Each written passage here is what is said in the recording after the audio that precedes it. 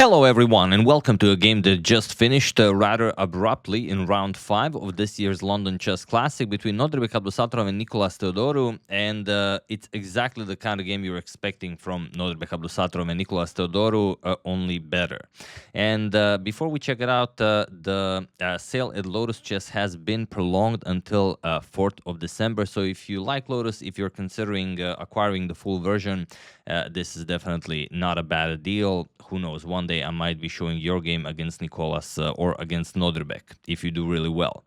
So yeah, let's check it out. Nodirbek with white opens with pawn to c4. He opts for the English, and incredible as it seems, we will run out of theory already as of move 5, believe it or not. We have knight to f6, knight c3, pawn to e5, and pawn to e3. The King's English variation of the English. We have bishop to b4 and knight g to e2. We have castles kingside, and now a3 is the move that's played here almost exclusively. You will find a couple of games in the database with g3 or maybe knight d5, but not a single game with queen to b3. This is what Nodirbek played, and it is now already as of move 5 that we have a completely new game. Okay, we have pawn to a5. Nikolas burns some 15 minutes on this move. He's already down to an hour and 5 minutes, whereas Nodirbek has full time on the clock. So Nodirbek prepared this queen to b3 move, obviously, and he played pawn to a3, spending some 3 minutes here. So it's hard to say if he was surprised by the a5 move, or maybe he was just, strolling around. Maybe he went to the bathroom. It's hard to know these things. We have bishop captures on c3. Again, knight captures on c3, played instantly, and pawn to d6 by Nikolas. We have bishop to e2 and knight to c6. Now, it's important to mention that both Nodirbek and Nikolas are undefeated going into round 5. Nodirbek even on a 3-game winning streak. He only drew his first round game and then won his next 3, and if he wins the next one, then he will be on a 4-game winning streak. We have pawn to d3, rook to e8 and castles kingside. We have pawn to e4, trying to mess up Nodirbek's pawn structure. And while d4 is a move that you guys would play in an instant, including your uncle, but giving black the d3 square could be a bit annoying in the future. Also, if you vacate d5 and the knight comes to d5 at some point, or imagine if something comes to d3, could be very unpleasant. Or if you play something like a4, then the knight comes to b4, then to d3. So this pawn will be a problem for white. Instead, Nodirbek goes queen back to c2, and Nikolas captures on d3. We have captures, and knight e5 goes after the bishop on d3, bishop back to e2, and knight to g6. We have pawn to b3, now with ideas of maybe fianchettoing the bishop on b2. However, after bishop to g4, trying to trade off the light square bishops, Nodirbek says, nope, I'm denying that. We have bishop back to e6 and pawn to e4. Now, with ideas of bishop to b2, but also maybe bishop to g5. We have pawn to c5, pawn to c6, preparing to strike in the center with d5, and pawn to f4. So not bishop g5 right away, but preparing pawn to f5 to win material. We have bishop back to d7, and now we have pawn to f5. Maybe a bit rushed, maybe not. It's hard to say what white should play here. Probably a4 is also not terrible. You stop b5, maybe you stop d5, although it can still be played with something like e5, and then black is just looking somewhat weird. But okay, everything can be played. We have pawn to f5, going for the knight right away, knight to e5, and bishop to g5. Here we have pawn to b5. Again, the question is whether you go for the bishop, then maybe something like bishop to h4, and then, okay, you don't have g5, maybe then b5, or b5 right away. Nikolas goes b5 right away. Rook 8 to d1, going after the d6 pawn.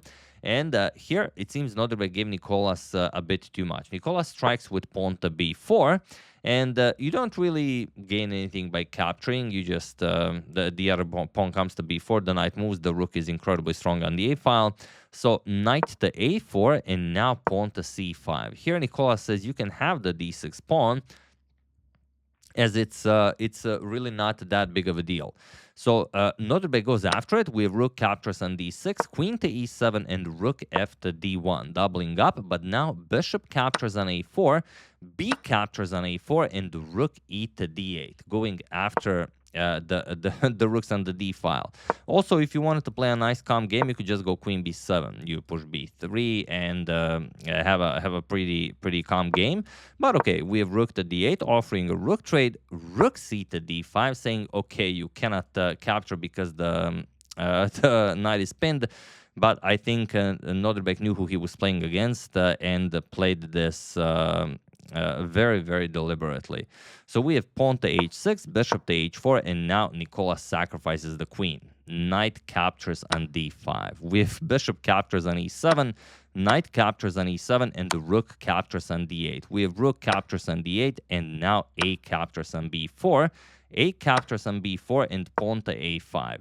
So this is the position. We have two knights and the rook versus a queen and bishop. Nikolas has the passed b pawn, Nodirbek the passed a pawn. And now look at this: knight 7 to c6, and we have queen to a2.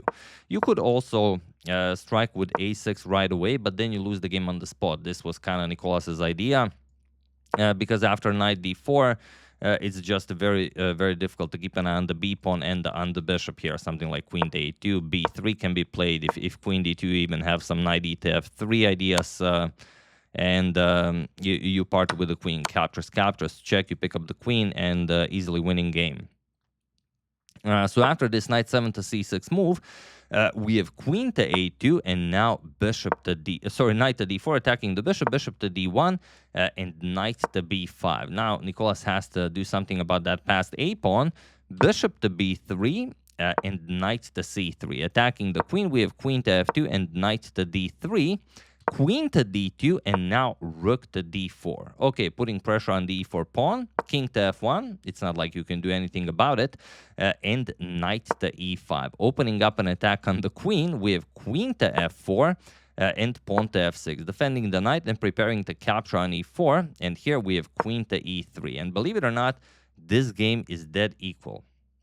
There are many moves you could play here, like king to h7, rook captures on e4. And it's just an equal position. And Nikolas does go for it. The rook captures on e4. We have queen to f2, and now you can play, believe it or not, a lot of moves, and it's a very, very equal position. You could go knight c6, just fight against that passed a pawn. You could go knight to g4, will also be sufficient. Also, you could instantly force a trade with rook e2. Either white captures or white goes queen to f4, and then white is even lost. For example, rook to b2, and that's all there is to it. The bishop is hanging. You either try to save the bishop, which doesn't really work as there's really no good square for the bishop, or you try to advance the passed a pawn, and then rook to b1 check, king to f2, and knight to d3 forks the king and the queen, and black is just winning. But out of all of the moves that just keep an equal game and you're able to stop the passed a pawn, Nikolas managed to find the one move that it doesn't, and played knight to d3, and now you're winning by white, but you have to play a particular move to win the game. There's only one move that wins. There's only one move that draws. All of the other moves lose for white. So try to find it while I give you a couple of seconds. Sorry about that.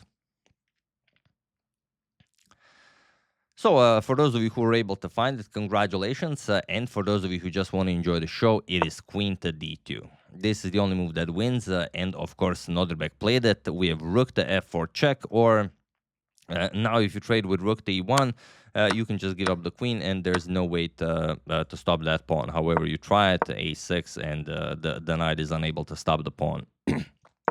So after queen to d2, rook to f4 check, but still Nodirbek just gives up the queen. Queen captures, we have knight captures, pawn to a6, knight f to e2, and Nodirbek just goes pawn to a7. And that's all there is. There's no stopping the pawn. I think at this point, Nikolas was contemplating some of the weird choices that he made this game. Not a lot of them. I mean, maybe the queen sacrifice wasn't the most correct move, but it held Nodirbek to an equal position. He just messed up tactically afterwards. He played knight d4. Nodirbek brought a queen into the game, king h7, and bishop to a4. Now the pass b pawn can march forward, but even if Nodirbek wants, he can even give up the bishop for the pawn. There's no need to do it because he has bishop to e8, and now if you advance the pawn, bishop to g6 is just checkmate. So Nikolas captures on f5, now dreams of b2. If this pawn comes to b2, then b1, he's back in the game. But of course, Nodirbek will not allow that. One tempo is all he needs. Bishop to f7. And that's it. Queen to g8 will now be checkmate. We have knight to e3 check. Nikolas tries one more trick, even though there isn't any, I think, regardless of what you play here. Nodirbek just played king to f2, and he was in this position on move 48 that Nikolas Theodorou resigned the game, as there is nothing more to be done here. So, incredible game, a weird game, definitely. No wonder you guys requested it. Nodirbek deals Nikolas his first loss of the tournament and is now on a 4-game winning streak going into round 6. And let me just check who he faces next. He faces Sam Shanklin next. Will he make it a 5 out of 5? We'll see, but Nodirbek is, Nodirbek seems to be unstoppable. And yeah, I mean, again, yeah, Nikolas lost this game. Nodirbek is an incredible player, but yeah, I mean, that queen sacrifice, that was you know, no one would do that. I'm 100% positive that no one would give up the queen in that position, but Nodirbek knew exactly who he was playing against. He knew that Nikolas would do it, and he forced him to do it, sort of mind tricked him, and I even think Nikolas was happy that that was the case. And even though, yeah, the position was equal, all it took was that one mistake, and Nodirbek takes the game.